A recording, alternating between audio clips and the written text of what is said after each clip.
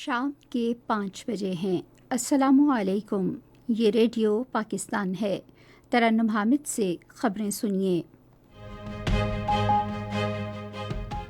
اہم خبروں کا خلاصہ۔ پاکستان نے ایران کے جنوب مشرقی علاقے میں پولیس کے صدر دفتر پر دہشت گردوں کے حملے کی مذمت کی ہے۔ بلوچستان کے نگران وزیر اعلیٰ نے کہا ہے کہ حکومت نے جاری ترقیاتی منصوبوں کے لیے فنڈز کی فوری فراہمی کو یقینی بنایا ہے۔ ملک بھر میں ضلعی ریٹرننگ افسران اور ریٹرننگ افسران کی تربیت دوبارہ شروع ہو گئی ہے۔ اور وسطی اور جنوبی غزہ میں اسرائیل کی جاری بمباری میں 12 فلسطینی شہید ہو گئے ہیں۔ اور اب خبریں تفصیل کے ساتھ۔ پاکستان نے ایران کے جنوب مشرقی علاقے میں پولیس کے صدر دفتر پر دہشت گردی کے حملے کی شدید مذمت کی ہے۔ دفتر خارجہ کی ترجمان ممتاز زہرا بلوچ نے آج ایک پریس ریلیز میں سانحے کے متاثرہ خاندانوں سے دلی تعزیت اور زخمیوں کی جلد صحت یابی کے لیے دعا کی۔ انہوں نے کہا کہ پاکستان سانحے کی اس مشکل گھڑی میں ایرانی حکومت اور اپنے ایرانی بھائیوں سے مکمل یکجہتی کا اظہار کرتا ہے۔ ترجمان نے کہا کہ دہشت گردی علاقائی اور عالمی امن کے لیے خطرہ ہے۔ انہوں نے ہر قسم کی دہشت گردی کے مقابلے کے لیے دو طرفہ اور علاقائی تعاون پر زور دیا۔ بجلی چوری میں ملوث افراد کے خلاف کارروائی جاری ہے، جس کے مثبت نتائج برآمد ہو رہے ہیں۔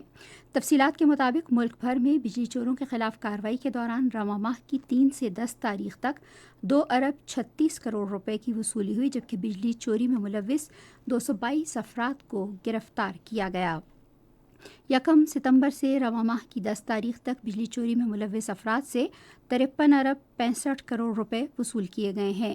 متعلقہ ادارے بجلی چوری کے خلاف کارروائی جاری رکھنے کے لیے پرعزم ہیں۔ بلوچستان کے نگران وزیر اعلیٰ میر علی مردان خان ڈومکی نے کہا ہے کہ نگران حکومت نے جاری ترقیاتی منصوبوں کے لیے فنڈز کی فوری فراہمی کو یقینی بنایا ہے۔ واج کوئٹہ میں لنک بادینی روڈ کی توسیع اور اسے دورویا کرنے کے بعد افتتاحی تقریب سے خطاب کر رہے تھے۔ انہوں نے سبزل سے سمنگلی کراس تک رابطہ سڑک کا سنگ بنیاد بھی رکھا۔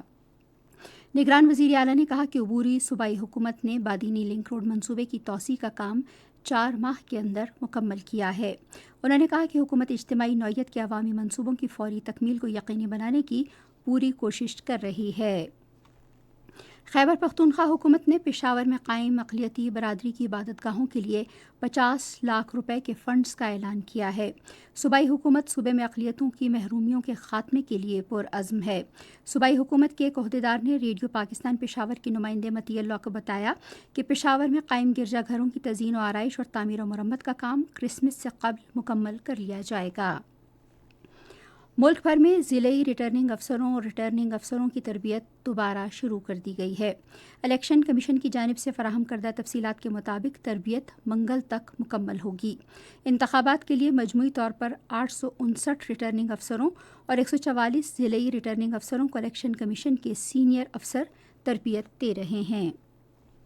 افغان باشندوں سمیت ملک میں غیر قانونی طور پر مقیم غیر ملکیوں کی اپنے ملکوں کو باعزت اور محفوظ واپسی کا سلسلہ جاری ہے۔ گزشتہ روز غیر قانونی طور پر مقیم 1600 سے زائد افغان باشندے اپنے ملک واپس چلے گئے۔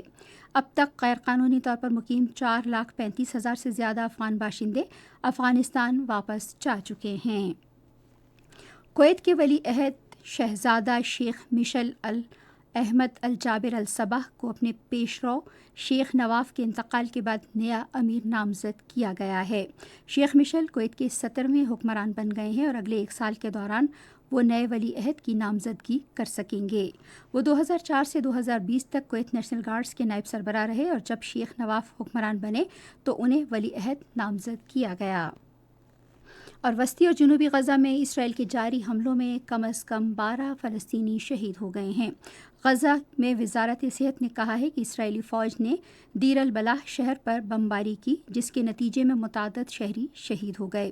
اسرائیلی حملوں میں 7 اکتوبر سے اب تک کم از کم 18,787 فلسطینی شہید ہو چکے ہیں۔ اسی کے ساتھ خبریں ختم ہوئی. مزید خبروں اور تجزیوں کے لیے آئیے ہماری ویب سائٹ پر radio.gov.pk اور فیس بک کے link radio Pakistan news official پر براہ راست ویڈیو اسٹریمنگ بھی ملاحظہ کیجیے.